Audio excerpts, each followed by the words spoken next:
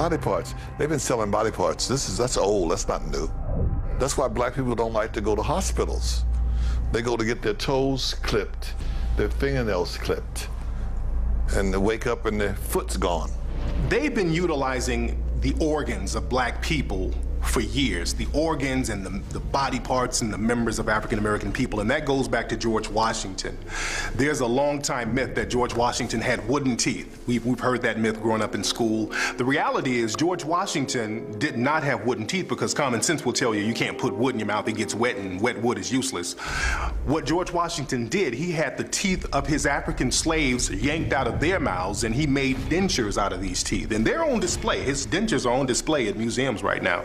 And that just goes to show the history of African people having our bodies mutilated and our members disfigured and mutilated for the betterment and benefit of the dominant society. In America, at least 2,500 black people go missing every year. At least. Never to be found again, not killed enough, you just don't find them again. Why doesn't that number ever go down? How can you constantly have the same amount of people? Are you trying to say the same killers go out and murder the same amount of people every year? No. Somebody is taking black people off the street. There's been stories on this. Kidnapped by the government. Kidnapped by organ traffickers. Drive-by shootings is organ stealing. I'm worth $50 million and I need a kidney. And you know, kidneys are pretty sensitive. You gotta find somebody who really got the kidney that matches yours. You think I'm gonna wait till somebody die for me to get one? If I don't get one soon, I'm gonna die. So guess what I'm gonna do? I'm gonna pay somebody to go research people. Okay, let's go look at all the black organ donors. Let's look at all the black people who got organ donor on their driver's license, which is why I'm not a friend of that. I say, if you wanna donate your organs, put it in your will. Say that if I die, this could go to my family, my relatives, my friends, or whomever. But when you put it on your license, I believe you make yourself a public target. And so what did they find? We got a guy in Los Angeles. He has the same blood type as you, same kidney type as you likely. He healthy though, he ain't likely to die no time soon. He don't know you, so he ain't gonna give you no organ for free. So guess what we're gonna do? We're gonna arrange a murder that makes it look like he was in a car accident. We're gonna arrange a murder that makes it look like he committed suicide. So the next thing you know, you coming out the gas station, boom, you get hit by a Mack truck, you dead, gone. You get taken to the funeral home, your family come to the funeral, they don't know that before your body got laid to rest, a little hole was poked and they pulled your kidney out.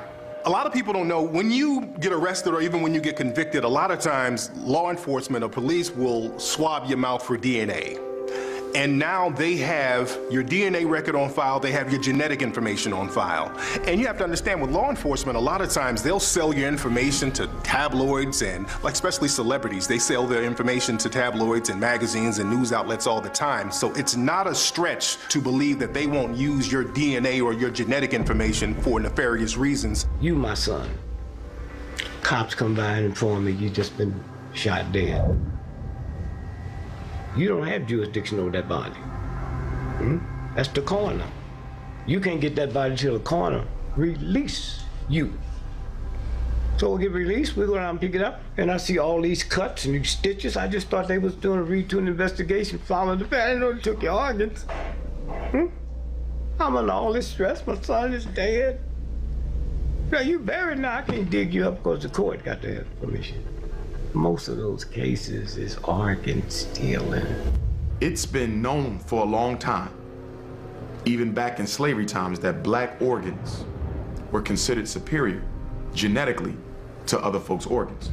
For example, whenever there's a transplant, okay, especially when rich folks get heart transplant, liver transplant, kidney transplant, they like white, they like black organs. We had a famous case in Pennsylvania, Governor Casey, who was one of the most racist governors who ever lived, back in the late 80s, early 90s. He had a heart transplant.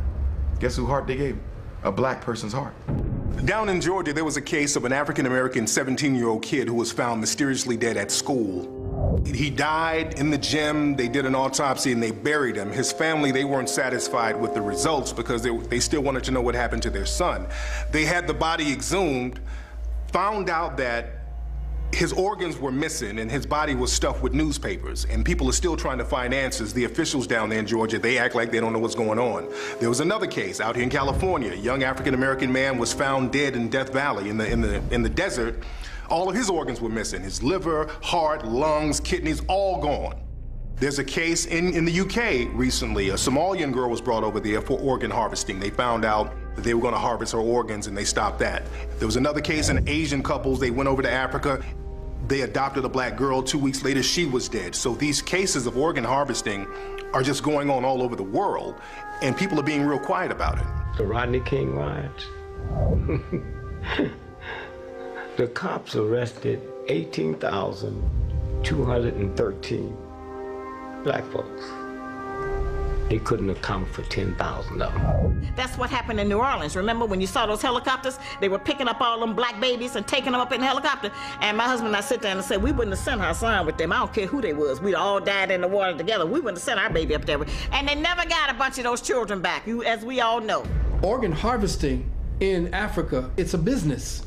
In fact, they've set up so many sophisticated places around the so-called third world where there are nations like France, England, New Zealand, Israel. All these places now are looking in the impoverished areas because mostly in these impoverished areas like Brazil, places in South Africa, right here on this continent, wherever there's poverty, there's crime. And wherever there's crime, you know there's a lot of deaths and there's a lot of shooting. They are killing black people for their organs. Think about it. Organs are the only commodity that people must have to live that you cannot buy in a store. So if I am sick and I need a heart, I can't buy that. And we know all the problems with the fake hearts. That they can give a pacemaker to a bad heart. But what about when the heart needs to be replaced? You gotta find a match and it ain't none on the donor list? And I'm worth $50 million and I could care less about black people anyway? Guess what? Somebody gonna get shot in a drive-by. Switch over to Haiti.